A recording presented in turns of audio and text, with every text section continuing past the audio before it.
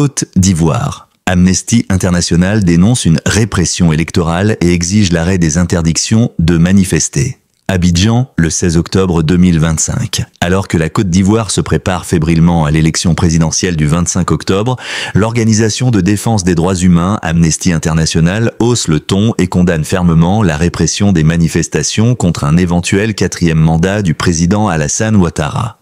Dans une déclaration cinglante rendue publique ce jour, l'ONG interpelle directement le pouvoir ivoirien et lui enjoint de respecter la loi et le droit fondamental de manifester pacifiquement. Interdiction et vague d'arrestation, une dérive dénoncée.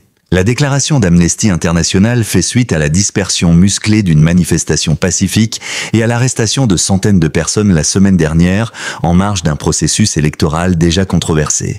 L'organisation met en cause les mesures nécessaires annoncées le 2 octobre par le Conseil national de sécurité, qui inclut l'interdiction de toute réunion et manifestation publique visant à contester les décisions du Conseil constitutionnel. Ces directives ont été rapidement suivies par l'interdiction de rassemblements pacifiques de l'opposition, notamment ceux prévus les 4 et 11 octobre à Abidjan. Marceau Sivieude, directeur régional d'Amnesty International pour l'Afrique de l'Ouest et l'Afrique centrale, a été catégorique. Le recours à des interdictions générales des manifestations montre que les autorités ivoiriennes échouent à respecter le droit à la liberté de réunion pacifique. De telles interdictions générales sont présumées disproportionnées et violant les dispositions du pacte international relatif aux droits civils et politiques et de la Charte africaine des droits de l'homme et des peuples, tous deux ratifiés par la Côte d'Ivoire. Gaz lacrymogène et incarcération 255 personnes arrêtées. Les faits rapportés par Amnesty International confirment la violence des interventions. Le 11 octobre, les forces de sécurité ont fait usage de gaz lacrymogène pour disperser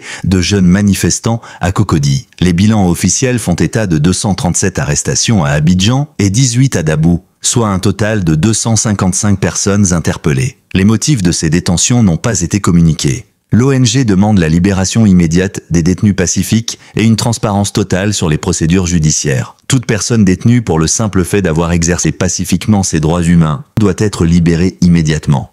Toutes les personnes détenues doivent dans tous les cas pouvoir consulter rapidement un avocat et leur famille doit être informée dans les meilleurs délais, a martelé Marceau Sivieude. Il a par ailleurs exhorté les autorités à enquêter sur tout recours inutile et excessif à la force. Un droit, pas un privilège.